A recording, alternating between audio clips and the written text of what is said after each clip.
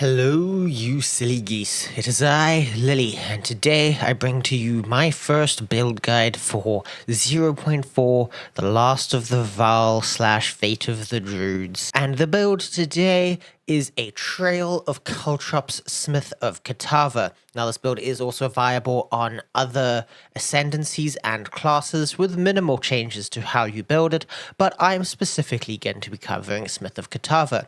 Now, you may be wondering to yourself, what is Trail of Caltrops? Well, Trail of Caltrops is what I would call a dodge to win ability. You see, Trail of Caltrops is a spirit gem that makes it so that while it is active, every time you dodge, you drop 3 little Caltrops behind yourself, and yes, they do look like spiky little poos. Now, this is an entirely passive source of damage, basically, because all you have to do is dodge to trigger this, which makes this build, in my opinion, the ultimate 0-button build. You don't even have to use your movement buttons. It does make it slightly more efficient sometimes to WASD, but for the most part, you can get through all content in the game with only spacebar, which the way most builds count it is a 0-button build because there is nothing on your bar, and potentially a -4-button build because most builds don't count WASD, but you're not going to be using WASD probably anyway. Trail of Caltrops is a very fun skill that in my testing does absolutely insane single target damage, and in all the variations of the build that I have played, out damages Hammer of the Gods on a single target. It does, however, have pretty poor clear, only damaging the enemies that actually walk into your Caltrops. It does have some AoE scaling, but not enough to get screen clear or anything like that. But with the pack size changes in 0.4, I don't think that's going to be a concern. And also, it is a melee skill that does a lot of single target damage, meaning we can very easily just slap on Herald of Ash. Herald of Ash also doesn't have the hugest AoE, but in my testing in 0.3, it's enough to clear packs, just not multiple packs at a time, just 1 pack per roll. But do you really need more than that? Now, the first thing to cover with any build in a patch with as many balance changes as 0.4 is what was changed about Trail of Caltrops in 0.4. Now, I played Trail of Caltrops in 0.3. I think it was the most underrated build of 0.3. I would say it was one of the strongest characters I played, and I had a pretty juiced out Bark Ritualist. So yeah, Caltrops is actually insane, and people are sleeping on it, and this is the league for Caltrops in my opinion. But it has been slightly nerfed in 0.4. The first nerf is that you can no longer stack Thorn Skins. You can only have 1 copy of Thorn Skin support in any of your spirit gems. Now, for the Titan variation that I played in 0.3, this is not a nerf as you only used 1 Thorn Skin 2, but I did play a Tactician version as well in 0.3, which was a spirit stacker that just filled every single gem slot with any random low spirit costing spirit gem and a Thorn Skin 2. But I actually think the Titan was stronger than the Tactician, so I'm not concerned about losing Thornskin stacking. What's a bigger concern is that the Perfect Essence of Battle was nerfed. We lose 2 gem levels with this nerf because we want to use an Essence of Battle on both of our 2-handed maces that we'll be wielding in the endgame, but this is only a nerf in the Uber endgame, and from my testing, we still do plenty of damage. In my experience, you need 40,000 damage per Caltrop to one-shot any rare in the endgame.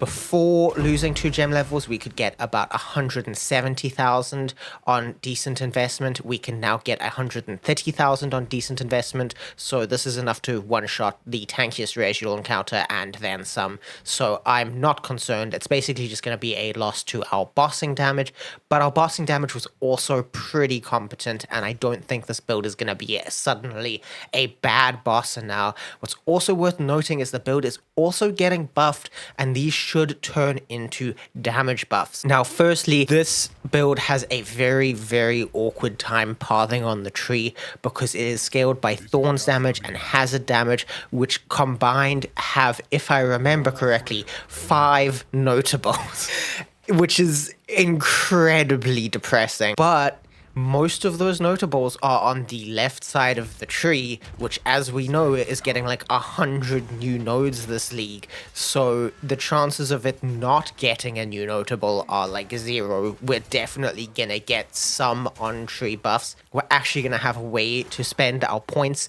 In my 0.3 Titan version of the build, most of my points were just random strength travel nodes, because as a strength stacker, that gave me more damage than any notable could give me, which is just really sad and depressing. So in 0.4, I'm hoping that we are going to have some more nodes, but even if we don't, the damage is still incredibly competent. The next buff is why we are going Smith of Kitava, and that is that Smith of Kitava is getting an Ascendancy notable tied to the white body armor node, giving you 100% increased Thorns damage. Now Trail of Caltrops scales with increases and reductions to Thorns damage, so 100% increased Thorns damage is 100% increased damage, and that's obviously very fucking tasty. That'll especially be good early because we can get that as soon as our second Ascendancy, which is the exact same time we unlock Trail of Caltrops, so that will boost our damage massively early, and the build does already have enough damage at that point in the game. I have tested on a Smith of Kitava in SSF. I have enough damage to clear Act 3 leveling without this change, so it should be insane with this change. So I would say overall the build has been buffed, especially if you choose to play on Smith of Kitava. There are other Ascendancy options. I will get to them momentarily, but first I want to mention the other benefits of Smith of Kitava in 0.4. Now, the next benefit I think makes Smith of Kitava potentially actually just the best leveling Ascendancy in Path of Exile 2 from 0.4 onwards, unless it gets nerfed, and that is the new ailment immunity node. Now, this node did exist in 0.3, but it was only an ignite immune. Now it is immune to what I would say are some of the most threatening ailments in the campaign, which is bleeding and poison, and still ignite, but ignite is kind of just a very sad ailment in the current state of Path of Exile 2, in my opinion. Being poison immune in time for the Viper fight is absolutely insane and should make that fight basically free. So that's amazing. Also, we do get to take advantage of the old benefits of Smith of Kitava being incredibly cheap gear because we use a normal body armor, and because we basically get double resistances from fire res, which just means that we can be res capped at any point from Act 3 onwards for basically free. Now, there are other Ascendancy options, as I mentioned earlier. There are actually quite a few other Ascendancy options with varying amounts of Endgame versus League start viability. Smith of Kitava is most likely to be my choice, but I would also maybe consider Shaman or Oracle. I'm not going to be putting out a build guide for either of those yet because we don't have nearly enough information, but they would both be working quite interestingly. With the Shaman, I think there could be a Spirit and Rage stacking angle with the Charm node and with the Rage regeneration node. Now, this one, I'm not 100% sure about Shaman because the Rage stacking aspect of Shaman is seemingly more tailored towards spells than towards attacks, but if they change the more spell damage node to an increased spell damage node, we can take advantage of that with Crown of Eyes, but I worry that it won't be very good in the early league, and I worry that it might just actually turn out to be bait. That is why I'm not recommending it. I'm just presenting it to you as an option. Oracle, I think, is more interesting, but potentially more bait. The only thing we would really care about with Oracle is the Paths Less Taken node, which could have some amazing Hazard and or Thorns nodes on it, which would scale Trail of Caltrops amazingly. But we don't get to see those yet, so we don't know if it's going to have maybe some incredibly cracked Hazard node, or maybe absolutely zero support for Hazards at all. Now, the next two Ascendancy options I think are very interesting. I think they're actually very, very strong. The only reason I'm not considering them is because I don't enjoy Ranger, and those are Pathfinder and Deadeye. Firstly, to cover Pathfinder, a lot of the hazard nodes are in that ranger area of the tree, and a lot of the thorns nodes are in the warrior area of the tree. So Pathfinder being able to get access to both areas of the tree will mean that you can get a lot more increased damage sources and notable nodes from your pathing on the tree. It'll make it a lot easier to spend passive points and gain benefits from passive points, and it should also allow you to go Giant's Blood as a ranger without too much investment. What's also very interesting is that hazard damage and thorns damage are both extremely easy to get on jewels, and we don't really have a lot else that we want from jewels, so going for a magic jewel is really not punishing at all for us. So all of these jewel socket rushing, adorned scaling builds are actually probably insanely good for us, but of course that's going to be extremely expensive.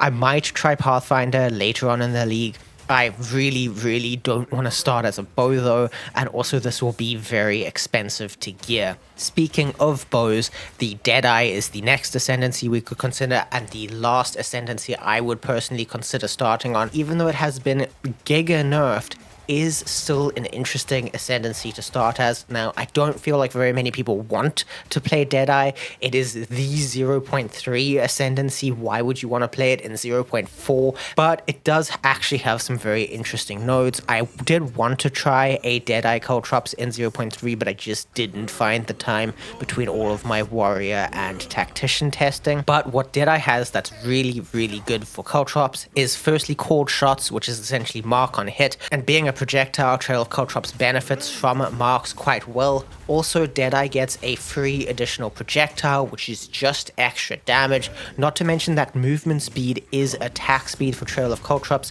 so Deadeye having Tailwind makes it have a lot of free extra damage, but this of course has been nerfed quite substantially in 0.4, so I don't know that the extra movement speed from that is going to be that huge, but movement speed is a difficult stat for us to get, so every little bit counts, especially considering it is our attack speed. So Deadeye is still an interesting option, but obviously it has been giga nerfed, and also I imagine most of you are either warrior mains, excited for Druid, and or have played Deadeye to death and are over it. So you can consider Deadeye. I'm not going to make a build guide for it, but you have free will. Do with that as you please. That includes free will to do the same thing every league. So yeah, I'm going to be starting Smith of Kitava, and now that you know why and a bunch of stuff about Caltrops that you didn't know before, it is time to run through the path of building that I have prepared for us. Firstly, I'm just going to run you through the act progression from Act 1 to the end so that you have an idea of how to play the build on League Start, seeing as this is a League Start build guide. Starting with Act 1, this is all laid out in the path of building. You can find that in the description down below. I will probably upload this path of building to Mobalytics if you're a Mobalytics enjoyer, but I'm not going to actually tailor the Mobalytics very hard. I don't really like that website personally. Personal preference, you can use it if you want to, but I am now going to run you through what my plans are for League Start with Caltrops on Warrior on Smith of Kitava. Firstly, we are going to start with Rolling Slam, Bone Shatter, and Perfect Strike. Pretty standard two-handed mace leveling. This is the ideal leveling for us because we are going to be using two-handed maces for Caltrops as well. So we first off get Rolling Slam in the tutorial area. Very neat, very convenient. We can select Brutality and Magnified Area into that to increase our damage quite early, and as soon as we get a tier 2 support gem, we can replace Magnified Area with Brink. The reason for this is because we want to be stunning enemies with the Bone Shatter for the massive AoE and honestly kind of insane amount of damage. This will be the first gem that we engrave from the gem engraving quest.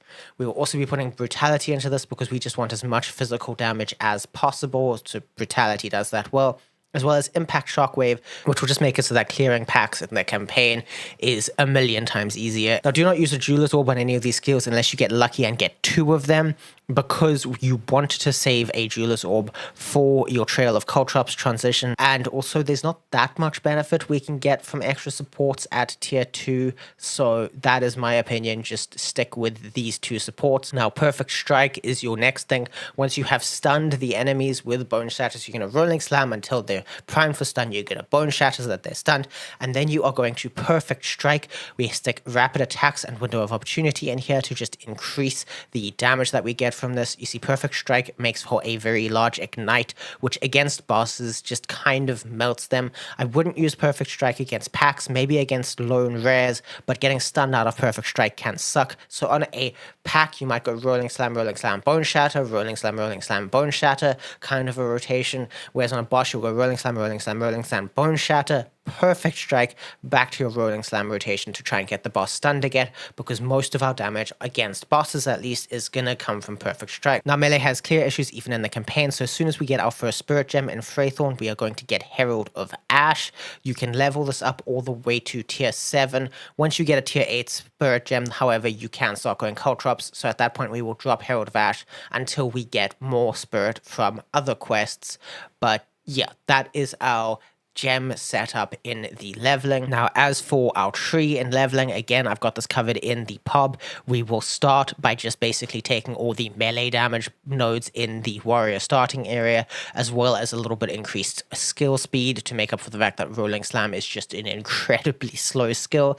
Pathing down then to take the two-handed mace damage, and then throughout Act 2, once we get more levels, we're going to fill out this mace damage. We will want some defenses because in Act 2, enemies start actually doing quite a bit of physical damage, so this 25% increased armor and some stun threshold will just make it a lot less clunky throughout the leveling as a mace. But then we can path down towards Crushing Verdict for more stun build up, so we can get more Bone Shatters and more Perfect Strikes as enemies start getting more stun threshold. It will reduce our attack speed a little bit. That is a pain in the ass, but 50% increased damage is nothing to scoff at this point in the campaign. And also we will be keeping this node once we switch to Trail of Caltrops, because that doesn't care about attack speed, so this is just free damage for Trail of Caltrops. So this is just a very nice node. And then with our last few points as we approach the Trail of Caltrops transition, we're just going to take Skull Crusher for more damage against heavy stunned enemies, because we're heavy stunning enemies constantly. And if you have some extra points, you can go for some extra aftershocks, because we are using Mace Slams and some strikes as well, because Bone Shatter and Perfect Strike are strikes. But I don't think you will actually get to the point where you can actually spec and split the earth, because at this point, at level 36, you should be in the Azak Bog, at which point you can kill the Bog Witch for a guaranteed tier 10 Spirit Gem, which is what it takes to switch to Trail of Caltrops. So that is why Act 3 is our Trail of Caltrops transition. Now, for the Trail of Caltrops transition, you will first of all need 65 dexterity to actually equip Trail of Caltrops, but also it's quite a significant respec. If we do a compare here, you can see that we are respecting quite a few points. We're not taking all the starting area damage anymore, because Trail of Caltrops is not melee damage. We're instead taking the attribute nodes to just reduce our pathing. We want some area of effect, because you really need an overlap with Trail of Caltrops, so we're pathing towards those nodes to make Trail of Caltrops do more damage. We also scale from Thorns damage, so over here this is where we get most of our free increased damage. We obviously keep Crushing Verdicts. Even though you're using a two-handed mace, Skull Crusher does for some reason not contribute towards Trail of Caltrops damage. It doesn't count as with maces, even though it uses the mace damage. So for our points that we have left over from there, we can just go into brute strength. We're not going to have a hell of a lot of strength at this point. This is not going to be a hell of a lot of increased damage, but the nodes that path us towards there will help out a lot with meeting our attribute requirements, with getting enough life. And we also just don't know where else to put these nodes, because there really isn't much Caltrop support on the tree at the moment. This is probably where you'll first start investing into newer nodes if they exist for us, but if they don't exist for us, then this is just what you're going to do. You could come up here towards these increased Thorns damage nodes, but it's not that much increased damage altogether. It's 46% for 3 points, not to count the 4 pathing nodes it takes to get there, and the notables here do nothing for us. We can't use Retaliation because we're not using a shield, and we can't use Revenge because Flat Thorns does not count towards our damage, only increased Thorns. Your respec from Warrior to Caltrops is going to cost you anywhere between 14 and 16,000 gold. That's a lot of gold. Try and save up as much of it as you can before the transition without completely gimping your campaign. However, if you can't save it all up, it's not too bad to have some inefficient nodes at this point in the game, because again, Caltrops really doesn't scale very hard from the tree. If you can't afford to respec the pathing area, that's fine. That's okay. You're just gonna lose a few extra points. This is also where you're gonna do ascendancies for the first time. I don't recommend doing Sekimas with Rolling Slam and Bone Shatter. You totally can. If you are going to do that, I recommend practicing it before League start. Sekimas as melee is kind of a fucking pain in the ass, so I would rather do the Trial of Chaos first and then go back and do Sekimas after you've done that, because you should have enough damage to make it easy. And also, Trail of Caltrops is dodge to win, as I've told you, and dodging is extremely powerful in Sekimas. It's much easier to do a hitless Sekimas run once you've switched to Trail of Caltrops. So I think it's just easier to skip Sekimas until you've got your Trial of Chaos done and until you've switched to Caltrops. But here is where things get quite important. We're firstly going to take Coal Stoker to make resistances a million times easier. This should give you capped resistances more or less immediately as you take it, because you should already have a decent amount of fire resistance, and this gives you double the resists for your fire res, so it's just very nice. Not to mention the fact that you get 8% fire res from the travel node. But speaking of getting fire res from nodes, for our second ascendancy, you are going to take the Smith's Masterwork and go for the Tantalum Alloy node for 75% to fire resistance, which is also 36% to 37.5% rather to cold res and to lightning res. So again, that's just going to make you immediately res capped in the campaign, which is going to make you so tanky. Now, this is where you actually have options of what to do. You could firstly go for what is now lead lining, what will have a different name in the patch. I'll put that on screen now, editing Lily, please. But this is going to be 100% increased thorns damage. This will give you a ton more damage at this point in the campaign.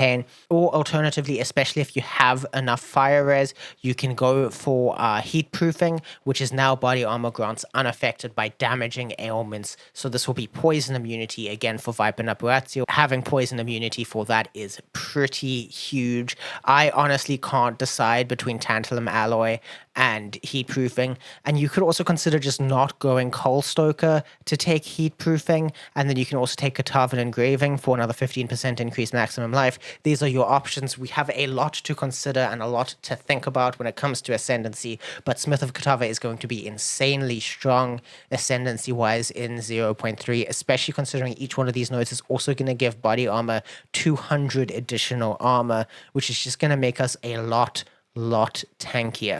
In our Caltrops transition, we are going to be firstly taking Brutality and Multi-Shot as our first two support gems. These are really important to making your damage feel good. But if you have a Jeweler's Orb, and you should have a lesser Jeweler's Orb by this point if you've been doing all your quests, you want to stick a Thornskin 1 in here for 40% increased Thorns damage at the cost of the rest of your extra spirit. You are going to drop Herald of Ash. You are going to drop all of your melee abilities at this point. You only have the Spirit for Trail of Caltrops, and you don't have time to be bonking enemies. That's a damage reduction. Don't do that. Just dodge. So yeah, we just only have Trail of Caltrops in our Caltrops transition, Brutality, Multi-Shot, Thornskin. Next, I would talk about what you're going to be doing in the early end game, but I know a lot of people get stressed out about the campaign choice rewards, so that's why I'm going to mention this now. Now, the choice rewards in the campaign are honestly not that important for us, starting with the Value of the Titans and the Charm choice.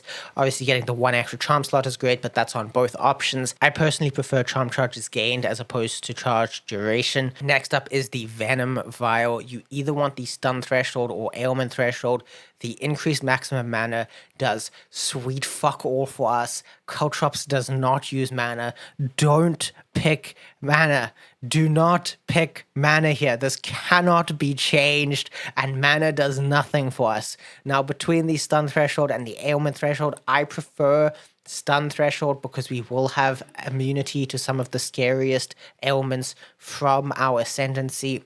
And also, it's not too difficult to get a Thawing Charm if you are scared of Freeze as well, and a Dowsing Charm if you are scared of Shock. However, you could totally go for Ailment Threshold and instead just go for a Stone Charm. Of course, these thresholds aren't going to make you immune to stuns or ailments, they'll just make you less likely to get afflicted by them. And if I had to choose the immunity, I'm taking Freeze immunity and less likely to be stunned, because getting stunned is whatever, but being frozen is a death sentence. So I choose Stun Threshold personally. You can't change this, just don't pick mana, please. Please don't pick mana here. Now, as for the tattoos, you can either go for triple resistance or strength resistance. Now, of course, the fire resistance is going to double dip because you are a smith, but we are also going to want to go a strength stacker later, so having the extra strength is nice. However, we eventually are also going to take Ascendancy, so don't go for the +5 int and the +5 dexterity. This can't be changed when you do get Ascendancy, and Ascendancy is going to give you all the dex and int you need once you get it, so you're either not going to take advantage of this at some point, or you go for resistances and make your life a lot easier. Now, next up is the Abandoned Prison. This can be changed if you click the wrong thing, so don't stress too much, but we want increased life recovery from flasks. Again, we do not use mana, so the increased mana recovery isn't helpful for us. And now here is the first one that I would actually say is important to us. This is the 7 pillars, where 3% increased movement speed is an absolute no-brainer. You see, movement speed isn't just movement speed for us, it's also attack speed. So on the 7 pillars, nothing else matters. Take the increased movement speed. It is huge for us. This can be changed if you click the wrong thing. Don't click the wrong thing though, especially don't click the experience one, because that reduces your movement speed. Don't do that. That's gonna be painful. Just take the increased movement speed and go on with your day. Now, this runs you through the campaign pretty much entirely. There are very, very few changes between your Act 3 transition and the end game. But we do have a tree here for you to show off the early end game. Now, you can just, from the transition tree to here, fill out with whatever you think you need. You think you need defenses? Okay, go for the armor nodes. You think you need damage? Okay, go for the thorns damage nodes. You think you need some life? Okay, go for the increased maximum life. I trust your judgment. If you want to get better at the game, you should also trust your judgment. Please, you deserve that. Trust yourself. So this is what your passive tree is going to look like when you enter tier 1 maps, more or less. I think tier 1 maps are level 65. This is a level 67 tree. You might not have a handful of things. I will say, as soon as you feel like you have enough survive and damage to spare some points, you want to path towards light on your feet and momentum as fast as possible. Firstly, we are using an armor, body armor, so movement penalties from armor are quite potent. As you can see, this is essentially giving us 7% increased movement speed, which is a lot, actually. And this is actually a more movement speed modifier, because I believe body armors give -5% less movement speed. So this is just very good for us. And it also comes with reduced slowing potency of debuffs, which is going to make chill and temporal chains a lot less of a problem for us.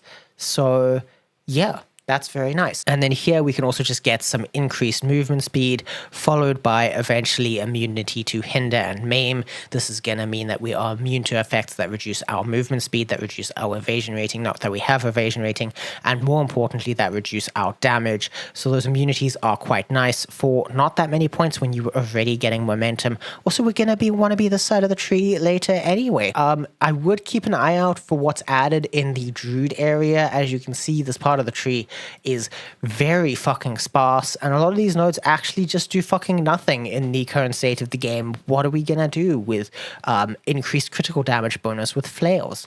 So there could be a lot of reasons for you to path up here as well. Even if you do, I'd probably still try to get light on your feet and momentum, but we might ignore some more of these armor nodes. We might ignore brute strength.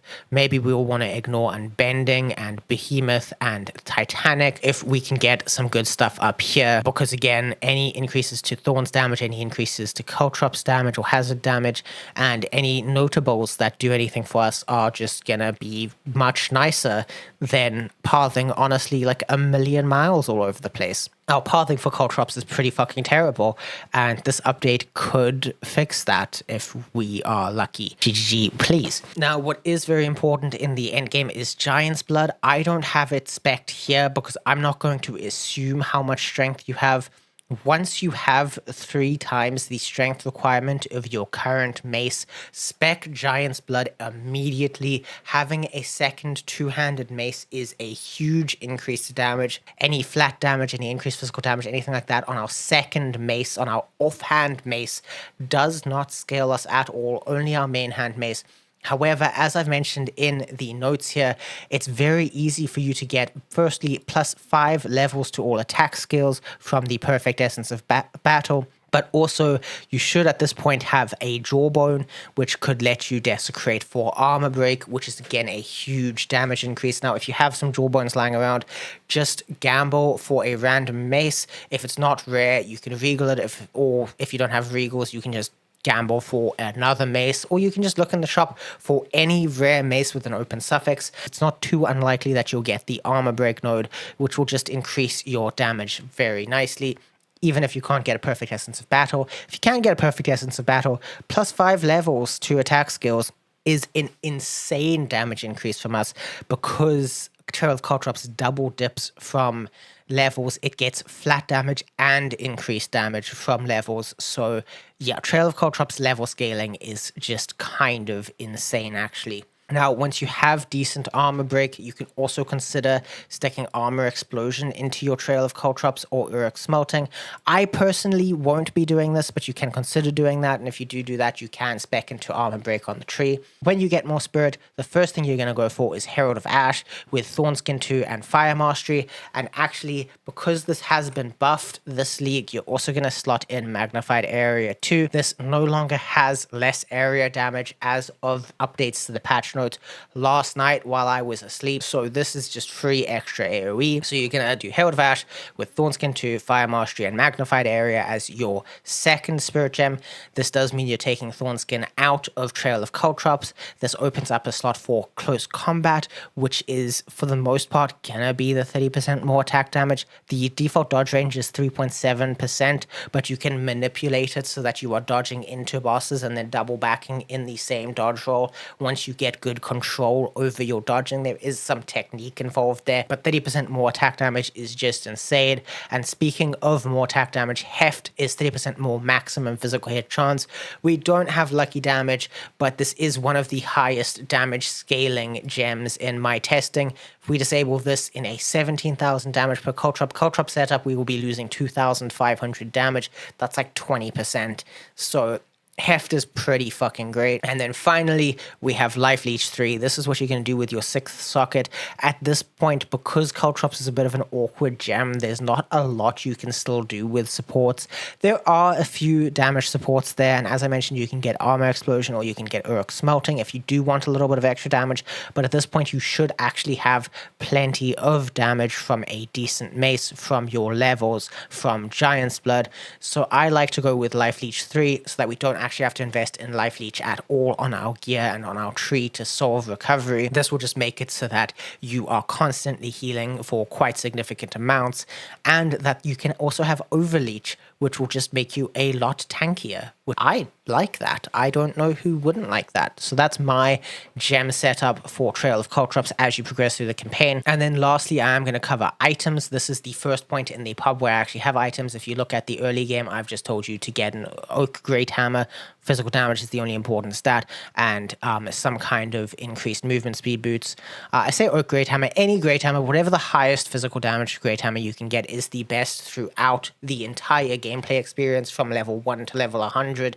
You just always want the highest physical damage mace you can find, and movement speed is always the most important stat you can get on your boots. Even when you are a mace bonk build, it's just going to make you have a lot more survive. You're going to be able to get into and out of fights earlier.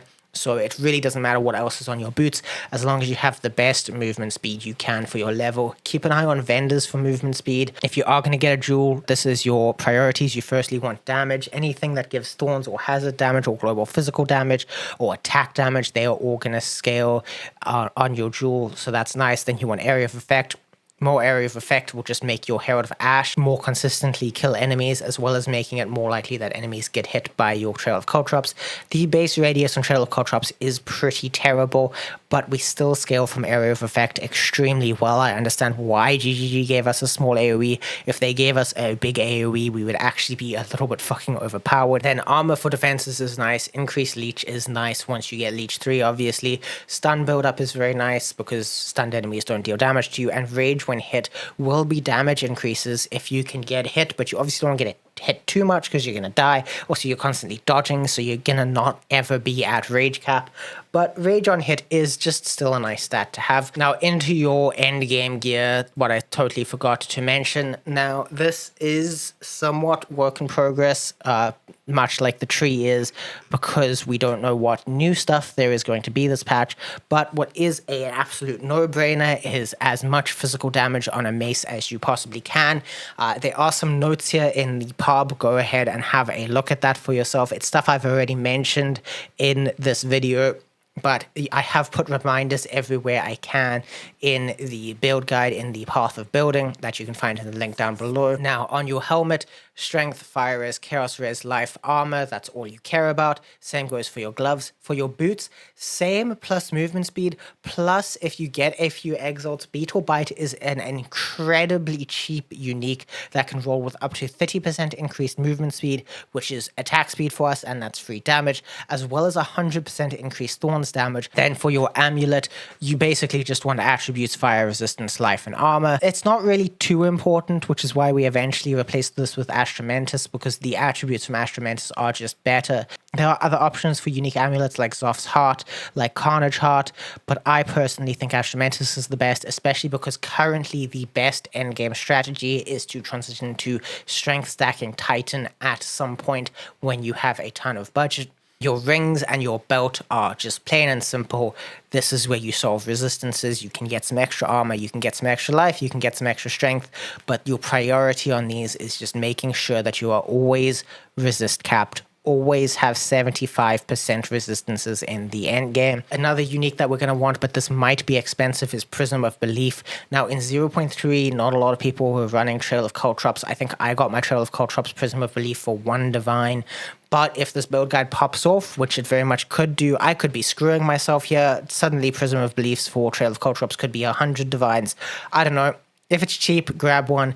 If it's not cheap, still grab one eventually, but a little bit later in your progression. This is extremely powerful for our build, but also it's pretty expensive potentially. So I trust your decision making. You should trust it too. And then our dual priorities don't change at all. However, what is worth noting is that you can also get up to 4% damage taken from mana before life on a Sapphire.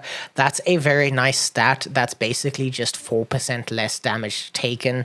So if you get a Sapphire with that slotted in, it's not going to be much worse than a best in slot Ruby, because that one node is just so much extra survive. Obviously, you're not going to get any damage at all from a Sapphire, but you can get this defensive layer, and it's a very, very tasty defensive layer. We are eventually going to want to go into higher percentages of damage taken from mana before life, because that is just a very comfortable stat. I think this is a good point to show you what the endgame looks like in 0.3. Now, I cannot update you on what the Uber endgame is going to look like in 0.4. Don't mind the fact that I forgot to put my second weapon in here. That increases the damage significantly. I've been showing people screenshots of 130,000 average damage, and I just realized I didn't have the offhand here. So in case you were wondering how much damage Trail of Caltrops can get in the endgame, here it is. Now, this setup is a lot squishier and a lot more expensive. There are some very important parts to this. Being a strength stacker, we take Iron Grasp. This gives us increased spell damage and increased projectile damage from strength in an insane amount of increased damage. You can see that this is giving us 2/3 of our damage right now, but it also means that you do not gain life from strength.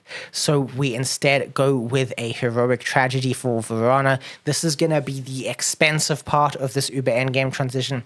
This gives you the Knightly Tenants, I think, notable on the tree. We can have a look here. Black Scythe Training, rather, which is 1% increased energy shield per 2 strength.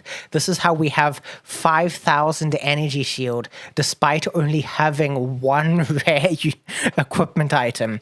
It can give you a ton of energy shield in the late game, which is just really important for your tankiness. You will also need a way to recover this energy shield.